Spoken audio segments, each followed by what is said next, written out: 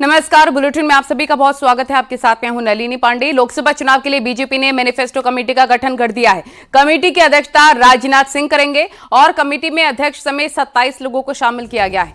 Committee में UP से 5 सदस्य शामिल हैं, जिसमें स्मृति ईरानी, केशव प्रसाद मौर्य, राधा मोहन दास अग्रवाल और तारिक मंसूर शामिल हैं। कमेटी में निर्मला सीतारमण, पीयूष गोयल, अश्विनी वैष्णव, शिवराज सिंह चौहान और मोहन यादव भी शामिल हैं। ये बड़ी और अहम जानकारी इस वक्त की। बीजेपी ने मैनिफेस्टो कमेटी का गठन कर दिया है और ये कमेटी डिसाइड करेगी कि बीजेपी के इस आने वाले चुनावों के लिए मैनिफेस्टो में कौन से वायदे रहने वाले हैं। जनता से विचार विमर्श, जनता के बीच पहुंचकर ये तमाम चीजें जानी गई हैं कि योजनाएं किस प्रकार से पहुंच रही हैं जनता तक और क्या कुछ उनकी मांगे हैं।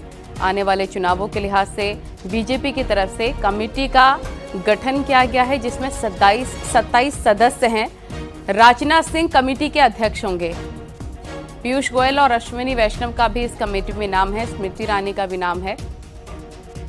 तो ये बड़ी खबर आपको बता रहे हैं। लोकसभा चुनाव के लिए बीजेपी की ये तैयारी, मैनिफेस्टो कमेटी का गठन कर दिया गया है। इसकी अध्यक्षता करेंगे राजनाथ सिंह।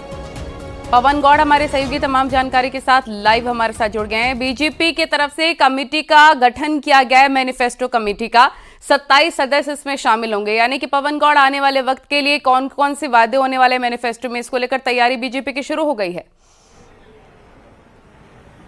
देखिए, जाहिर तौर पर बीजेपी लोकसभा चुनाव से पहले अपना घोषणा पत्र जारी करेगी और उससे पहले बीजेपी ने अपनी घोषणा पत्र समिति की घोषणा आज कर दी है। उसमें रक्षा मंत्री राजनाथ सिंह को घोषणा पत्र समिति का अध्यक्ष बनाया है, वित्त मंत्री निर्मला सीतारमण को संयोजक और जो पीयूष गोयल है केंद्रीय मंत्री, उनको सह संयोजक बनाया है। अगर उत्तर प्रदेश की बात करें तो उसमें 5 नाम शामिल हैं रक्षा मंत्री राजनाथ सिंह समेत। उसमें केंद्रीय मंत्री स्मृति ईरानी, उप मुख्यमंत्री केशव प्रसाद मौर्य, बीजेपी के राष्ट्रीय महामंत्री राधा मोहन दास अग्रवाल और एमएलसी जो है तारिक मंसूर को इसमें शामिल किया गया है। अब से कुछ दिन, तकरीबन 1 महीने पहले बीजेपी ने अपने पूरे देश भर के अंदर घोषणा पत्र के सुझाव के लिए तमाम वाहनों को दिल्ली से रवाना किया था।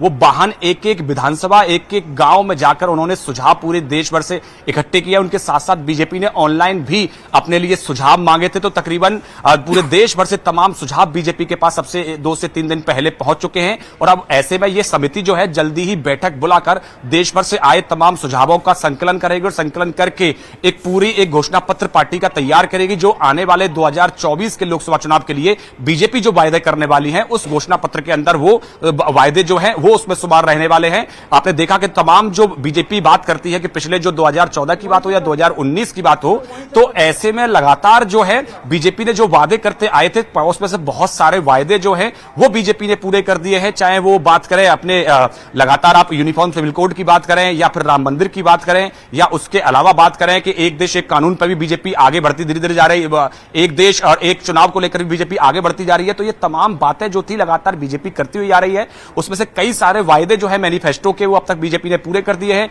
उसमें से कुछ जो रह गए हैं वो बीजेपी अगले चुनाव के लिए रखेगी। उसके साथ साथ और नए क्या वायदे हो सकते हैं वो बीजेपी जो है अपने घोषणा पत्र में संकलन करने वाली है। बिल्कुल ठीक बात आप कह रहे हैं यहाँ पर पवन। जो भी वायदे किए गए थे बीजेपी की तरफ से, चाहे राम मंदिर का मुद्दा हो और भी तमाम चीजें जो कि फुलफिल बीजेपी की तरफ से कर लिए गए हैं, यूसीसी की बात हो और भी कई चीजें हैं, क्या और कुछ टारगेट है बीजेपी के?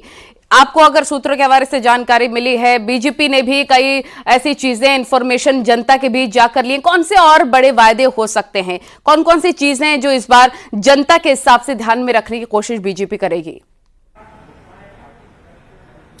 देखिए, जाहिर तौर पर जिस तरह से प्रधानमंत्री लगातार अपनी रैलियों में वो ज्ञान के फॉर्मूले की बात कर रहे हैं, ज्ञान मतलब जी फॉर गरीब, वाई फॉर युवा और ए फॉर अन्नदाता और एन फॉर नारी शक्ति, लगातार इनके उत्थान के लिए सरकार जो है वो काम कर रही है। आगे भी जब बीजेपी घोषणा पत्र अपना जारी करेगी तो इन्हीं 4 लोगों को या 4 वर्गों को ध्यान में रखकर तमाम अपनी घोषणाएं करने वाली है बीजेपी।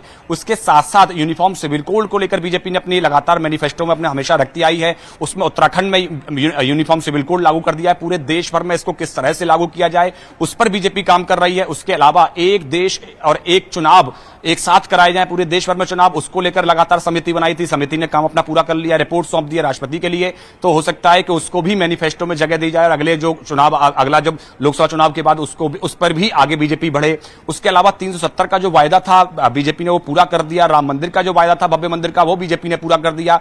उसके साथ साथ और जो बहुत सारे, बिल्कुल, और हो सकता है यकीनन पवन या फिर अन्य किसानों की मुद्दों की जो बात भी करें, मांगे रखी हैं, किसानों के लिहाज से भी बड़ी घोषणाएं हो सकती है। बहुत शुक्रिया आपका तमाम जानकारी के लिए।